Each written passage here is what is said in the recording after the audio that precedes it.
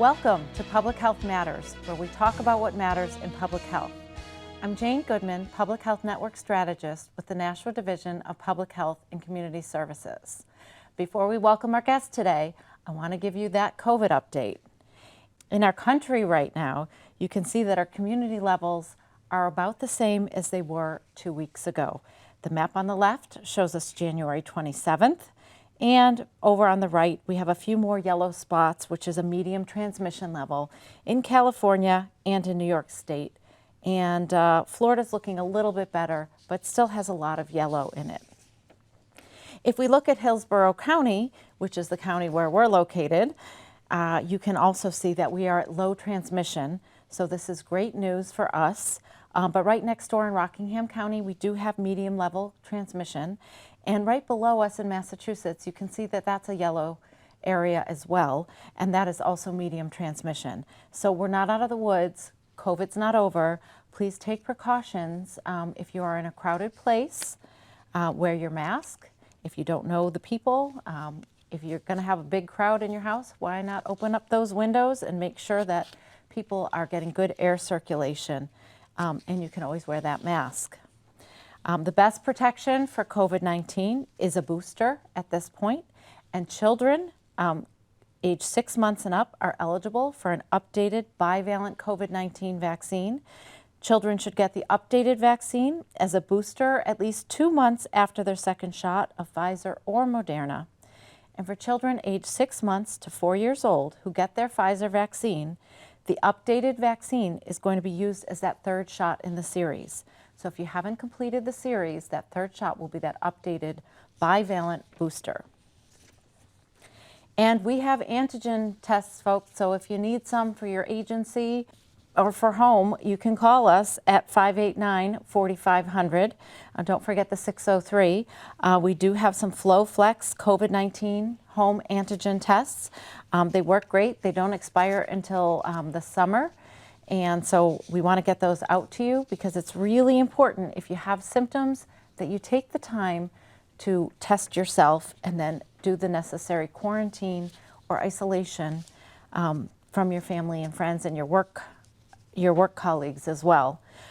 Should you be symptomatic and test positive, there are many things that we can do for COVID-19 right now. One of those is Paxlovid. And we have a very ample supply in New Hampshire. If you're not able to see your primary care provider, you can call 1-800-818-5803, and you can have a telehealth consultation, and they can get that Paxlovid mailed to you or have it ordered for you for pickup. So this is a great service, and the idea is that it shortens the course of the virus and makes you not feel so lousy. So keep that in mind. And finally, crush that flu bug. It's not too late. I've been told you can get that vaccine up until June. We still have flu out there, and the yearly vaccine will diminish your likelihood that you get the flu. So enough about that. Let's move on to some of our other issues besides COVID. And I want to welcome our public health nurse, one of our many public health nurse, Katie Hatcher. Hi, Katie. Hi. It's so nice to have you here. Thank you. It's so nice to be here. And so today we're going to talk about lead. Yes. And lead poisoning. Mm-hmm. And you are the expert, our local expert. We're so lucky to have you in the division. And we have a lead program at the Division of Public Health. Mm-hmm. And so today we just want to talk about the importance of it and let people know and just build some awareness around the seriousness of lead poisoning. So let's just start with like the symptoms of lead poisoning. Mm-hmm. And there are just so much to talk about. So we'll just start like, how does a parent know, and we're really talking about childhood lead poisoning right now. Mm-hmm. How does a parent know to like think about lead testing or lead poisoning? Well, New Hampshire has a universal testing law, which states that all children ages 1 and 2 are required by law to be tested for lead. The reason for that is that oftentimes there are no symptoms. The kids look happy, they look healthy, and we oftentimes don't see any symptoms for lead poisoning. Parents are oftentimes shocked when their kids come back positive for lead. So it's so important to get that test done. If the children miss the test between age 1 or 2, they can still get tested up until age 6. All right, so there is that universal, and you got ahead of me because I do have a slide for that, but we'll pop that up in the right order. So yeah, we do have that universal lead testing because it's so critical. And like you said, you could be symptom-free and not really realize what's going on, especially if you're in an older home or those kind of things, and we'll get to that. So what are some of the symptoms, or what are some of the, what happens if you're lead poisoned? What can we start to see if it's not caught in a timely manner? Some of the symptoms that we do see, oftentimes it is symptom-free, but if we do see symptoms, oftentimes the first symptom we see is a speech delay. So if your child is not meeting their milestones and you haven't had a lead test done, absolutely get the lead test done. And I've read like learning difficulties, loss of appetite, weight loss, and that might be if there's continued exposure. So these are things we want people to avoid, obviously. Right. So that's another reason, because the symptoms could probably be so subtle, and then, but then by the time you actually notice those symptoms, you're kind of late in getting that. So for an example, a child could have a lead exposure at age 1, but their learning disability might not show up until they're 6 or 7. So it's really important that they're tested early and we can recognize that they have the lead exposure early. Right, and then there's abdominal pain and vomiting. That seems like that's the extreme. That can be when the children are very, very high lead levels, and oftentimes when they reach needing chelation, which is when medical management is needed, and that's oftentimes with levels 45 micrograms per deciliter or greater.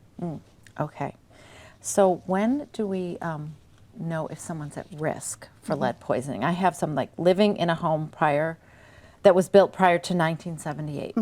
Yes. And then attending daycare or spending time with relatives in a home. So it doesn't just have to be where you live.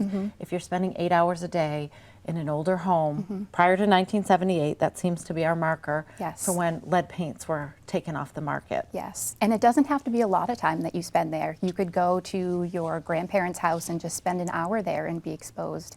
It just takes 1 grain of salt worth of lead to poison a child. Wow. And a lot of times we hear about like kids maybe, you know, kids like to put things in their mouths. So whether eating a paint chip or inhaling some lead dust, which is possible if you're doing some renovations and you're sanding and it's in the air. So even those that are doing those renovations, you know, you probably want to have that mask on so that you're not inhaling that dust if you haven't done the abatement in your home. Yes, if there's any work being done in a home built before 1978, we do not want the children present during the work. We also are very concerned about children who bite down on windowsills. Lead paint is very sweet, so it's something that we see fairly often where children go over and they put their mouth on the lip of the windowsill. Because it's so sweet, it tastes delicious, and there's no deterrent for them not to do it again. Wow, I never knew that. That's crazy. The other thing is they spend time, like you said, a small particle with an adult whose job or hobby exposes them to lead. So what are some of those hobbies that we could think of? Refinishing furniture, making jewelry making. painting boats. Other hobbies would be recreational fishing with lead lures. Oh, interesting. Shooting, hunting with lead bullets. Oh, wow. And then this last one is that you receive benefits from Medicaid, WIC, or Head Start. And that is just maybe a correlation that we've noticed, that if you are low income and receiving some of these benefits, you may be in some low income housing that has not been refurbished, has not had that lead abatement. So that's an important thing to think about. Yes. Wow. So other sources of lead, I'm going to throw this slide up after, and you know, chipping and peeling paint, we already talked about that. Old furniture, so if you're refinishing that, and some of that older furniture, what they're built with, their components and that kind of thing. Soil and dirt. Yes. So just, you know, I mean, kids do eat dirt. I mean, it is kind of crazy, but they do. They absolutely eat dirt, and when you have an older home that has had lead paint on the exterior, after 100 years of rain and snow and elements coming down, the lead paint deteriorates and it goes down into the soil, and the 4-foot radius around the home, that soil is contaminated with lead. So you don't want to have a vegetable garden there. You don't want to have the kids making mud pies and putting dirt in their mouth, or the lead can get under their fingernails and then they eat something, and then that's another way that the lead can get in their mouth. It's very sneaky. It's very sneaky. Wow. And then old toys, which I think is really interesting, because I think of, I guess I qualify as having had old toys, but they are very different when you look at some of them. They're metal, and they have paint on them, and they chip. And I had, in my own home, my husband had this little rocker that his parents had saved for years and years, and I saw all this paint chipping off of it. Yes. And I got rid of it, and I got in a lot of trouble. I'm like, we don't know if that's lead paint. That's really old. So I got in trouble, but I was justified. And we have seen exposures from old toys, old rocking chairs, old toy boxes that have lead paint on them, contaminating all of the toys that are in them. Oh boy. So it is very real, and it happens. Wow.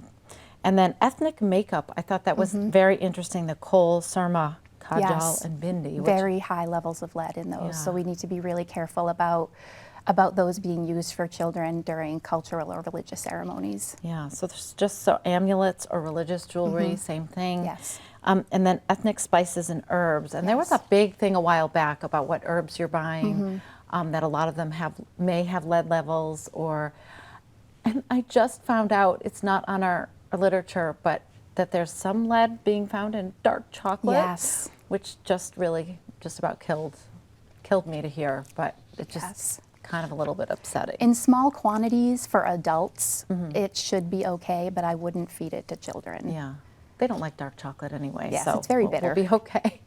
So, lead testing, you already mentioned that. We have this great thing that's on our truck, but all children are at risk for lead poisoning. Testing at 1 and 2 is what we do. So you can come over to Nashua Public Health. If you are not able to get that at your primary care provider, although they should be testing everyone who is 1 and 2, but we do have testing. So tell me a little bit about that. So we do have testing at the clinic Tuesday nights from 4 to 7 and Friday mornings from 9 to 12 by appointment. You can certainly give us a call. We'd be happy to set you up with testing. Again, if you miss the tests for your 1 and 2-year-old, we'll test up until the age of 6. The reason for that is because kids under the age of 6 don't have a fully formed blood-brain barrier. So we really worry about cognitive and behavioral issues from lead exposures for kids under the age of 6.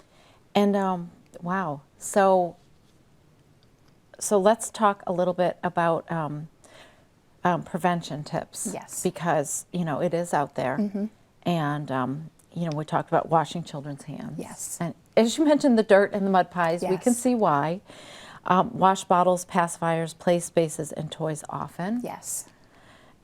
If needed, talk to your landlord about surfaces with peeling or chipping paint, which is actually a whole nother show with somebody from the city, because they do have a lead abatement program where it really identifies those homes and helps the landlords with a program to get the paint out and to get the lead out of the house, and rehomes the family until in a safe place until we get the lead out of that apartment. So that's a whole nother show. Yes. I've had that person on too, but clean floors, windowsills, other surfaces. Yes, wet cleaning methods is what we want to do, because it will collect the dust and not just recirculate it around. So we don't want people sweeping. We don't want people vacuuming with regular vacuums. We really want it to be a HEPA certified vacuum, so the lead dust is contained in the vacuum. If you've ever vacuumed in the sunlight, you see the dust spewing out. We do not want that to happen with lead dust. Oh, okay. So tell me, is this part of, if you identify a child with lead, what is the process? I did want to ask, is it a simple test, just so our parents can understand? So the capillary testing is very simple, which is our screening tool. It's just a finger stick. It's pretty quick. It's relatively painless. If a child does test positive for lead on the screening test, that's a capillary, the finger test, we do need them to go back and get the venous blood draw, which is the blood draw from the arm. That's the confirmatory test. Okay.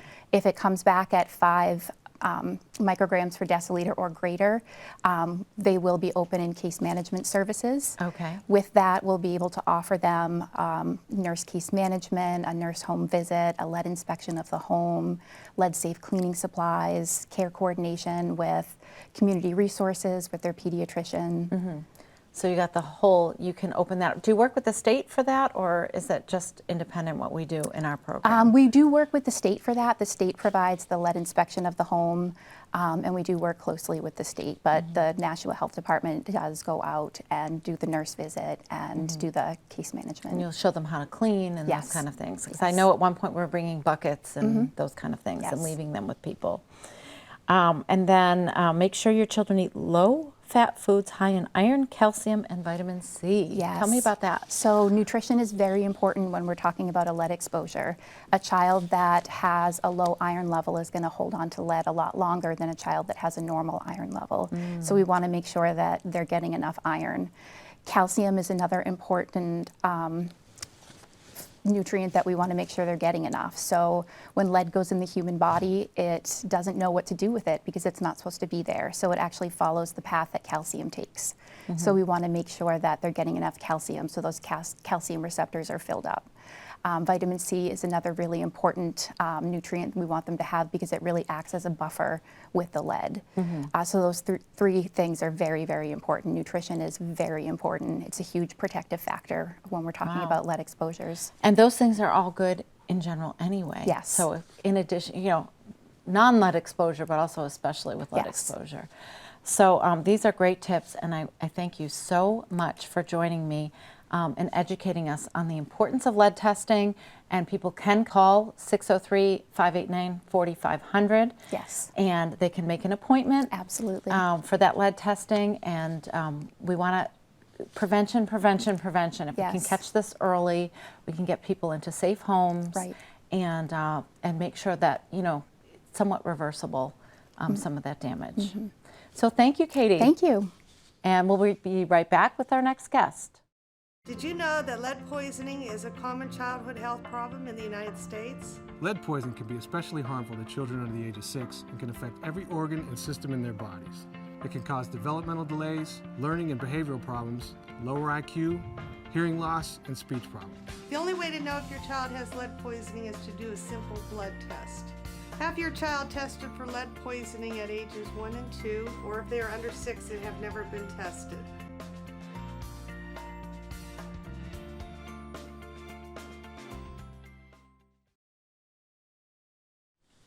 Welcome back to Public Health Matters, where we talk about matters in public health. I want to remind everyone that our community services clinics are on Tuesdays and Fridays, Tuesdays from 4 to 7 p.m. and Fridays from 9 a.m. to 12 p.m. And you can get that lead testing done at those clinics, which we just discussed. And we have a sexual wellness clinic on Thursdays from 3 to 6 p.m. So what is a sexual wellness clinic, you ask? Well, I am joined by my next guest, Sasha Stroms, public health nurse. Welcome, Sasha. Thank you. I'm so glad to have you here. We have a rebranded clinic. Yes. We are now calling it a sexual wellness clinic. So tell me about some of the services at the clinic. Okay. So we offer, your standard sexual wellness testing for chlamydia, gonorrhea, syphilis. We also do HIV testing, hepatitis C testing. And beyond that, we do physical exam. We have a nurse practitioner on Thursday evenings. She'll do a physical exam. We can do urine testing for urinary tract infections. We can do pregnancy testing. And there's some additional tests we can add on, like herpes tests and hepatitis B testing as well. I feel like every time I speak to you, the list gets longer. There are a lot of tests out there, a lot of things to look out for. When you have some of these things, the gonorrhea, the syphilis, are there certain risk factors for people, like at multiple sex partners or those unprotected sex? What are some of those risk factors where people should know, like, I need to go get tested for this? So especially things like chlamydia and gonorrhea, anyone can be exposed to that. A lot of people do not have symptoms with it. So if you have a steady partner, you never know 100% for sure that they're being faithful. So it doesn't hurt to get tested, to make sure you don't have a sexually transmitted disease. What increases your risk if you're having multiple partners, you're not using protection, or you have a partner who has multiple partners. So engage, the more the more people you're having sex with, the more you're going to be exposed to a sexually transmitted disease. So some of that prevention would be? Wearing a condom would be the number one, or taking your partner in to get tested before you have sex is another way. Or being celibate is, of course, the number one way to protect yourself is to not have sex.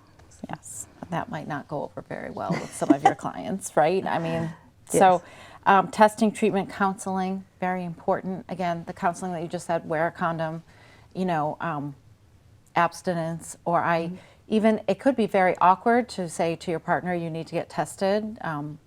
I feel like we're kind of in an impulsive world, but, you know, able to people step back and think about what they're doing and, you know, the risks that they're putting themselves in. Yeah. But you'd be surprised, a lot of people actually still wait till marriage before they have sex with their partner. But other types of sex can lead to the transmission of diseases, including oral sex. So some people think, oh, it's safe if I only have oral sex with my partner and I'm waiting to have intercourse, but you can still transmit diseases that way. So we have some sexual wellness advice on our website, which I thought was a great graphic. So we'll share it here and we'll just talk through it. So talk, test, and treat. So let's walk through that talk. So you want to talk to your provider. So that's a conversation that's sometimes difficult to have, especially if you've been with your provider for a long time. But it's important for your provider to know what your sexual preferences are so that they know what kind of tests would be most appropriate for you. Also want to talk to your partner, because if you can't have an open conversation with them about sex, you know, then it's not really a great relationship to begin with. So you really want to take the time, talk about it, tell them, hey, I really think we should both get tested before we have sex. You know, tell them if you're having any kind of symptoms. You know, you have to be able to openly talk to them. It's a very important part of relationship building. Absolutely. And then test. I mean, it's so the only way to know for sure is to have that test. Yep. So at least 50% of people who have chlamydia or gonorrhea don't have symptoms. So you don't know you have a sexually transmitted infection until you get tested. And not to get too graphic on air here, but the tests are pretty simple. Are they swabs? Are they blood tests? So for HIV and hepatitis C, it's a little finger poke, a little bit of blood. For chlamydia and gonorrhea, it's either a swab or a urine test, depending on your sites of exposure and your risk factors. And for syphilis, it would be a blood draw. So lots of different testing methods. And I thought it was very interesting, the HIV testing has become much easier. Just tell me a little bit about that. Can't you self-test now? Yes, you can order, if you live in New Hampshire, you can order a self-testing kit to come to your house through nhhiv.org.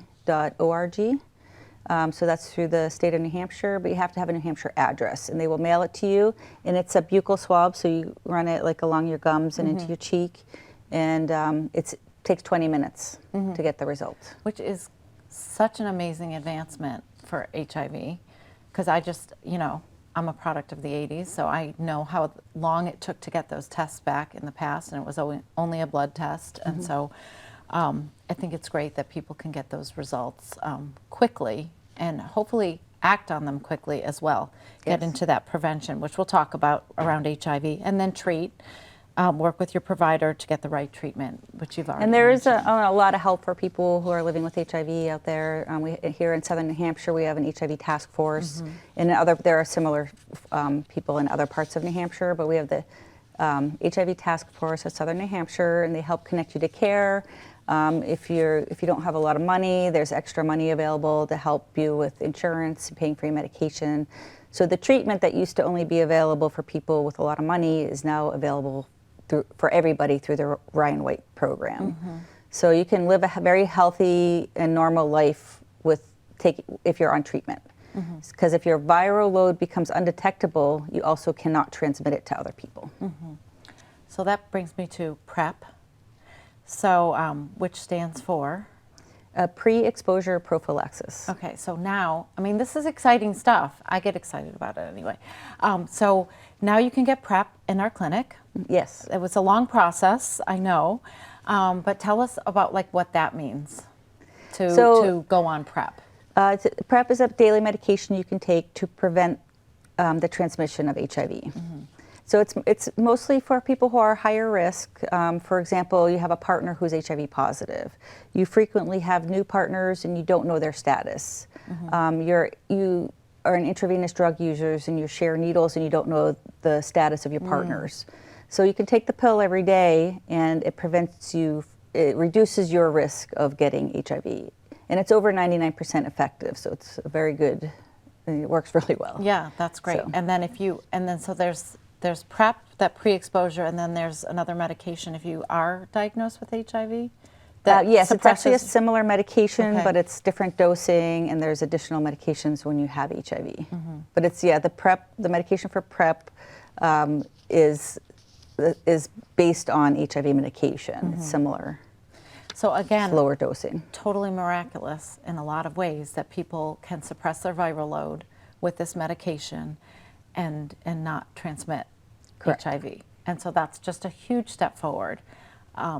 Compared, it's kind of crazy when you're nerdy and you nerd out in public health, but you didn't even know that you were, because in the 80s when it was really apparent, and I was in college and high school, okay, I've just dated myself, but there was so much unknown, and the parallels to that, and when we come back to like COVID, that we're still in that so much unknown, how to deal with this, and we're getting closer, and then just that same evolution that we saw with HIV. And I remember in the 1980s in high school getting called into the auditorium and them telling us, our whole school, about HIV. Which I think your high school may have been ahead of its time, because a lot of people didn't want to talk about it at first. It was just kind of this mystery illness that was primarily infecting gay men, or men having sex with men. I want to say that properly. So we do have an event coming up. We do have some free HIV, STD, HCV testing, and we're going to be doing that at our own public health department. On Valentine's Day, it's the month of love, so we're going to be doing that. And when this airs, some of that may have passed already, but you can still call our clinic and arrange for that testing. And we're also going to be at the Nashua Soup Kitchen. So I want to say that this is a great event because, again, it speaks to that prevention, testing, and treating. So our slogan for this event, it's our 5th annual Valentine's event. It's "Don't give your Valentine anything but love." So come in for testing. We will have a limited number of gift cards available for people. It's a $10 gift card to the Dollar Tree, and we're also giving out gift bags. We'll have coffee, hot cocoa, snacks available as well. Yeah, so it's sort of a party, but not really. But the important thing is to get people in, and that if you do know someone, a loved one, that is hesitant, this is all totally confidential, and it's really an excellent service. I think that public health is providing to some of the more vulnerable people in our community that may be at risk. So thank you, Sasha. Thank you for the work you do and for getting no PrEP in problem. our clinic and all the advances, and making our clinic more welcoming by titling it a sexual wellness clinic. So we want to keep people well instead of pointing out what STIs they may have. So thank you. Just a few wrap-up points here is that we don't want to forget thinking about our mental health. Courage is knowing when to ask for help, and so discuss your mental health with your provider. And we always talk about diabetes, type 2 diabetes. So if your blood sugar is over 100, again, know your number, know your risk, and talk to your provider. And check that blood pressure. Is your blood pressure over 120/80? Know your number, again, know your risk. Thank you all for joining us, and we'll see you in a few weeks.